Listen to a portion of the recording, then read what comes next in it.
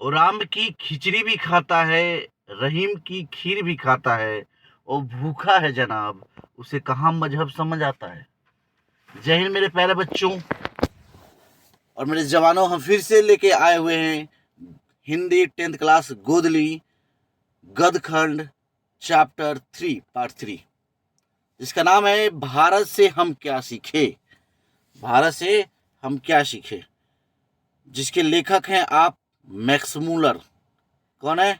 Max Muller. याद कर लेंगे कि भारत से हम क्या सीखे, कौन है लेखक? Max Muller. डायरेक्ट ऑब्जेक्टिव में यहाँ से पूछेगा 2-3 कि कौन किसके लेखक है, कौन किसके कवि हैं। इसके लिए हम एक छोटा सा वीडियो लेके आएंगे ट्रिकली, ठीक है, वेट करेंगे, बहुत जल्द लेके आएंगे। तो भारत से हम क्या सीखे, उसके लेखक कौन है? मैक्स मूलर है। कौन है? Max Muller. जन्म कब हुआ था? 6 दिसंबर 1823 ईस्वी को। 6 दिसंबर 1823 ईस्वी को। क्लियर है? मृत्यु 28 अक्टूबर 1900 को। डायरेक्ट 1900, 28 अक्टूबर 1900 को। क्लियर? आगे बढ़ते हुए हम लोग लेखक परिचय। विश्वविख्यात विद्वान फ्रेडरिक मैक्स मूलर का जन्म आधुनिक जर्मनी के डेसाउ नामक नगर में 6 दिसंबर 1823 ईस्वी को हुआ था। कब हुआ था? 6 दिसंबर 1823 ईस्वी को। कहाँ हुआ था? जर्मनी के जर्मनी के डेसाउ नामक नगर में। ठीक है। कैसे विद्वान थे? फ्रेडरिक, विश्वविख्यात विद्वान फ्रेडरिक, वो पूरा कहते हैं विश्वविख्यात विद्वान फ्रेडरिक मैक्स मूलर। ठीक है। कहाँ का थे? जर्मनी के। कहाँ पे जन्म हुआ था? डेसाउ में। क्लियर? आगे बढ़ते हैं। जब मैक्स मूलर 4 वर्ष के हुए, उनके पिता विलहेल्म मूलर नहीं रहे। पिता के निधन के बाद उनके परिवार की आर्थिक स्थिति बहुत ही दयनीय हो गई, खराब हो गई। फिर भी मैक्स मूलर की शिक्षा दीक्षा बाधित नहीं हुई। बचपन में ही वे संगीत के अतिरिक्त ग्रीक और लैटिन भाषा में निपुण हो गए थे। बचपन में ये सब भाषा जान गए थे। संगीत के अतिरिक्त संगीत भी जानते थे, ग्रीक और लैटिन भाषा भी जान गए, तथा लैटिन में कविताएं भी लिखने लगे थे। 18 वर्ष की उम्र में लिपलिजिंग विश्वविद्यालय में उन्होंने संस्कृत का अध्ययन आरंभ किया। ठीक है। उन्होंने हितोपदेश का जर्मन भाषा में अनुवाद प्रकाशित किया। हितोपदेश, ठीक है, उसका उन्होंने जर्मन में क्या किया? अनुवाद किया। इस समय उन्होंने कठ और केन आदि उपनिषदों का जर्मन भाषा में अनुवाद किया तथा मेघदूत का जर्मन पद्यानुवाद किया। ये कौन कौन से हैं उपनिषद? कठ और केन हैं, उनका भी अनुवाद किया जर्मन भाषा में। मेघदूत का भी किया, पद्यानुवाद किया। ठीक है। आगे बढ़ते हैं। सारांश क्या है इस चैप्टर में, उसके बारे में आराम से थोड़ा सा हल्का सा जान लेते हैं। भारत से हम क्या सीखे शीर्षक कहानी का उस भाषण का अनुवाद है। ये जो भारत से हम क्या सीखे, ये किसका अनुवाद है? भाषण है। तो पूछेगा भारत से हम क्या सीखे कैसा है, कैसी कृति है? भाषण है ये, जिसे लेखक ने भारतीय सिविल सेवा, सिविल होगा दंत सेवा गड़बड़ हो गया, सिविल सेवा हेतु चयनित युवा अंग्रेज अधिकारियों के आगमन के अवसर पर संबोधन में लिखा था। सब अंग्रेज आए थे, ठीक है, भारतीय सिविल सेवा में चयनित जब हुए थे तो उसी टाइम उन्होंने लिखा था। उन्होंने बताया कि विश्व की सभ्यता भारत से बहुत कुछ सीखती और ग्रहण करती आई है। सब चीज विश्व हमारे भारत से ही सीख रही है। उन्होंने भारत को हर तरह से परिपूर्ण देश कहा। वे कहते हैं अगर धरती पर कहीं स्वर्ग देखना है तो वह भारत है। सही बात है। भारत ऐसा देश है स्वर्ग के समान है। यहाँ पे हर मौसम है, देश रंगीला रंगीला है, मौसम रंगीला रंगीला है। कभी बरसात, कभी गर्मी, कभी ठंडी, हर मौसम है। कहीं कहीं पे तो ऐसा ही केवल गर्मी ही है। क्या हाल होता है उनका, कहीं पे ठंडी ही है। लेकिन हमारे देश में सब मौसम है बारी बारी से। तो स्वर्ग से कम नहीं है ये। और भी बहुत चीज़ें हैं हमारे देश में। उन्हें यहाँ के गांव तो आकृष्ट करते हैं। वे कहते हैं अगर किसी को कुछ भी सीखना है तो भारत में सीख सकता है, क्योंकि इसके पर्याप्त अवसर यहाँ मौजूद है। यहाँ बहुत सारे अवसर मौजूद है। कुछ भी सीखना हो यहाँ पे आप आके सीख सकते हो। यहाँ जितनी विभिन्नताएं हैं वो कहीं और संभव नहीं है। बहुत विभिन्नताएं, मतलब अलग अलग धर्म के, अलग अलग समुदाय के लोग यहाँ पे रहते हैं, फिर भी इकट्ठा रहते हैं, प्रेम से रहते हैं। चाहे वो यहाँ की भाषा हो, भाषा की बात आ गई, लोगों का धर्म हो, जीने का ढंग हो, या प्राकृतिक भूखंड हो, अलग अलग रहते हुए भी सब लोग बहुत प्यार से रहते हैं। आप कहते हो नहीं रहते हैं, बाबू देख, क्या तू कहता है ना कि मेरा कोई नहीं है, तो एक काम कर, तू बाइक ले जा, बाइक स्टैंड गिरा कर देख, देखते रहो कितने लोग रास्ते में कहते हैं बाबू स्टैंड उठा लो, स्टैंड उठा लो। तो सब लोग अपने हैं बाबू, यहाँ पे नजरिया बदलो आप। यहाँ हिमालय से कन्याकुमारी तक की यात्रा करने में प्रकृति के हर रंग दिखाई पड़ते हैं। आप एक बार यात्रा करो, कहाँ से? हिमालय की कन्याकुमारी से, हिमालय से कन्याकुमारी तक, ठीक है, इस छोर से उस छोर तक। उसके बाद देखो कितने प्रकृति के रंग दिखाई पड़ते हैं, मजा आ जाएगा आपको देश देख के। यहाँ की हर चीज अद्भुत है, यहाँ की भाषाएं भी अद्भुत है। सिर्फ संस्कृत भाषा ही अपने आप में बहुत महत्व रखती है, केवल संस्कृत भाषा ही सब पर भारी है। कहते हैं यहाँ की जो संस्कृत भाषा है बाबू, सारे भाषाओं पे भारी है, ठीक है। यह अतीत और सुदूर भविष्य को जोड़ने की क्षमता रखती है।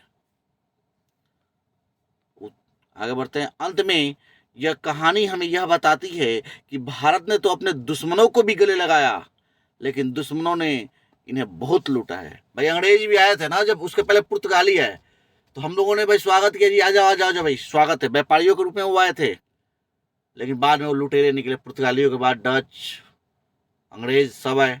अंग्रेज यहाँ पर रह के गुलाम कर दिए हम लोग को, हम लोग उनका स्वागत किए थे अतिथि देवो भव के रूप में। तो बहुतों का हमने अतिथि बनाया, लेकिन कुछ यहीं के होके रह के और कुछ यहाँ से लूट के लेके चले गए। सोने की, भारत की सोने की चिड़िया कही जाती थी, उसको उन्होंने लूट डाला। इसके बावजूद यहाँ अभी भी समृद्ध है, लूटा है फिर भी यहाँ पे समृद्ध है बाबू, ऐसा नहीं खत्म हो गया। यह कहानी हमें बताती है कि हमारा देश बहुत अच्छा है, इसके जैसा दूसरा नहीं है। हमें अपने देश से प्यार करना चाहिए, मोहब्बत करना चाहिए, बहुत प्यार मोहब्बत। आइए क्वेश्चन की तरफ बढ़ते हैं। अब तो कश्मीर एक बार आप जाओ तो वहाँ के सुंदर वादियों में आप एक बार घूमोगे तो कहोगे वाह क्या कश्मीर है। तो अब तो भाई कश्मीर के बारे में तो हम ये कह सकते हैं, खुल गई बेड़िया अब मुल्क आजाद हो गया। 370 धारा हट गया, खुल गई बेड़िया अब मुल्क आजाद हो गया, फहराया जब पूरे कश्मीर में तिरंगा, मानो मानो जन्नत पर चांद लग गया।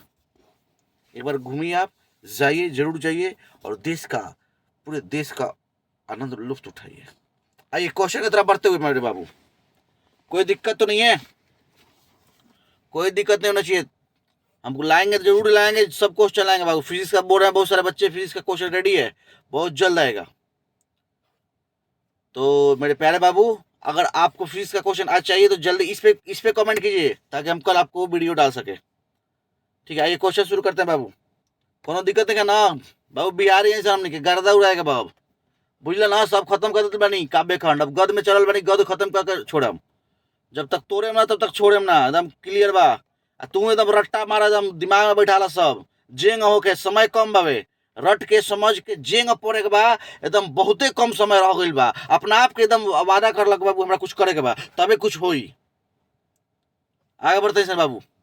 मैक्समूलर की वेदांतियों का वेदांती किसने कहा? गांधी जी, स्वामी विवेकानंद, अंबेडकर या गुनाकर मुरे? तो गांधी जी ने कहा था मैक्समूलर को वेदांतियों का, वेदांती है मैक्समूलर, मैक्समूलर को वेदांतियों का क्या कहा? वेदांती। किसको? मैक्समूलर को। किसने कहा? गांधी जी ने कहा। याद रहेगा, क्लियर। नेक्स्ट क्वेश्चन में बढ़ते बाबू, क्वेश्चन नंबर 2। दारिश नामक सोने के सिक्कों से भरा घड़ा किसे मिला था? हेकल को, हाकर्स को, वारेन हेस्टिंग्स को, विलियम जोन्स को? किसको मिला था? वारेन हेस्टिंग्स को। सही option C is correct answer, याद रखेंगे। मेघदूत नामक पुस्तक का अनुवाद मैक्समूलर ने किस भाषा में किया? ने रहेगा यहाँ पे, ग्रीक भाषा में, लैटिन भाषा में, हिंदी भाषा में, जर्मन भाषा में? उन्होंने किस में किया था? जर्मन में किया था। तो डी इज करेक्ट आंसर। आगे बढ़ते हैं। संस्कृत भाषा और यूरोपियन भाषा का तुलनात्मक व्याख्यान किसने दिया? कौन इसका व्याख्या किए? मैक्स मुलर ने, गुणाकर मूले ने, नलिन विलोचन ने, अमरकांत ने। तो बाबू सही आंसर क्या होगा? मैक्स मुलर ने। नलिन विलोचन उधर मिले हुए थे। ठीक है, सब लोग मिलेंगे बारी बारी से। आगे, कठ और केन उपनिषद का अनुवाद होगा मैक्स मुलर ने किस भाषा में किया? ग्रीक में, जर्मन में, हिंदी में, लैटिन में? किस भाषा में किया बाबू? जर्मन में। याद रखेंगे, इनका ज्यादातर मैक्स मुलर का जर्मन में ही हुआ है, जर्मन में ही किए हैं ये। तो 20 करेक्ट आंसर जर्मन याद रखेंगे, चाहे कोई भी अनुवाद हो। लिप्जिंग विश्वविद्यालय में मैक्स मुलर ने किस भाषा का अध्ययन किया? हिंदी का, जर्मन का, संस्कृत का या उर्दू का? किसका किया? संस्कृत का किया। सी इज करेक्ट आंसर। आगे बढ़ते हुए मेरे बाबू, मैक्स मुलर की मृत्यु कब हुई? 16 अक्टूबर 1901, 20 अक्टूबर 1901, 24 अक्टूबर 1900, 28 अक्टूबर 1900। तो 1900 तो होगा, याद रखेंगे 28 अक्टूबर। को अक्टूबर 28 अक्टूबर को मैक्स मुलर गए थे। मैक्स मुलर कब मरे थे? 28 अक्टूबर 1900 को। क्लियर है? पारसियों के धर्म का क्या नाम है? पारसियों के धर्म का क्या नाम है? क्या छूटा हुआ? बौद्ध धर्म, जैन धर्म, वैदिक धर्म, जरूथ्रुस। क्या नाम है बाबू? जरथ्रुस होगा। पारसियों के धर्म का क्या नाम है? जरथ्रुस। जैसे हम लोग पूछ सकते हैं ना कि भारतीयों, इंडियनों या हिंदुस्तानियों के धर्म का क्या नाम है, तो ज्यादातर हिंदू है तो हिंदू हो सकता है। ठीक है, आगे बढ़ते हैं। जनरल कनिंगम का संबंध किससे है? वनस्पति विज्ञान से, भूविज्ञान से, पुरातत्व से, मनोविज्ञान से? किससे है? पुरातत्व से है। किससे है? पुरातत्व से।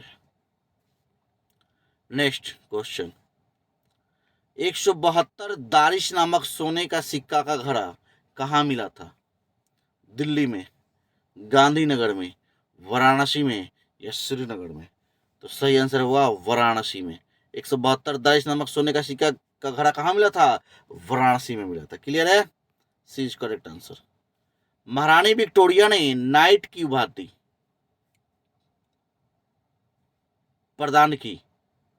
किसे की? मैक्स मुलर को, अमरकांत को, बिरजू महाराज को, अशोक वाजपेयी को? किसको की बाबू? मैक्स मुलर को की। ठीक है, आगे बढ़ते हैं बाबू। नालंदा विश्वविद्यालय कहाँ पर स्थित है? बिहार में, उत्तर प्रदेश में, मध्य प्रदेश में, गुजरात में? कहाँ है? बिहार में अपने नालंदा विश्वविद्यालय, विश्व का प्रथम विश्वविद्यालय तक्षशिला विश्वविद्यालय और नालंदा विश्वविद्यालय। और वो तक्षशिला तो अभी तो पाकिस्तान में, लेकिन भारत का अपने नालंदा में है, जो वो भी अपने बिहार में है। बाद में उसमें आग लगा दिया गया। बहुत सारी उसमें किताबें थी नालंदा विश्वविद्यालय में, जो 6 महीने तक किताब उसकी लाइब्रेरी में जलते रह गई, ऐसा कहा जाता है।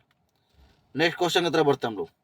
घूमिए एक बार नालंदा विश्वविद्यालय, घूमिए, घूमने का मौका एकदम पूरे बिहार में बहुत चीज है घूमने का, मौका मिले तो छोड़ने का नहीं।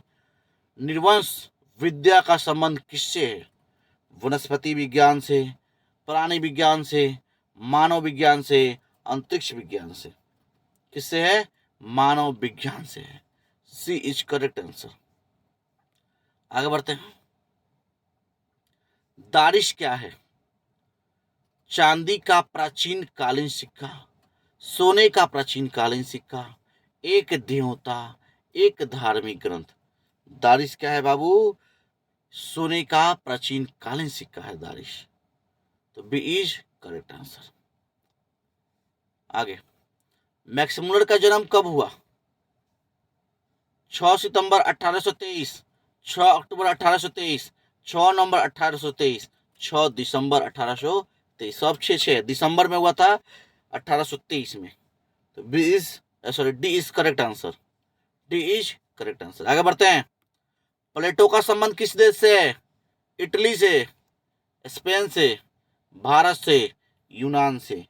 किससे है? यूनान से है प्लेटो का संबंध। क्लियर है? आगे बढ़ते हुए, भारत से हम क्या सीखे? भारत से हम क्या सीखे के रचनाकार कौन है? Vivekananda, Max Muller, Rabindranath Thakur, Dayanand Saraswati.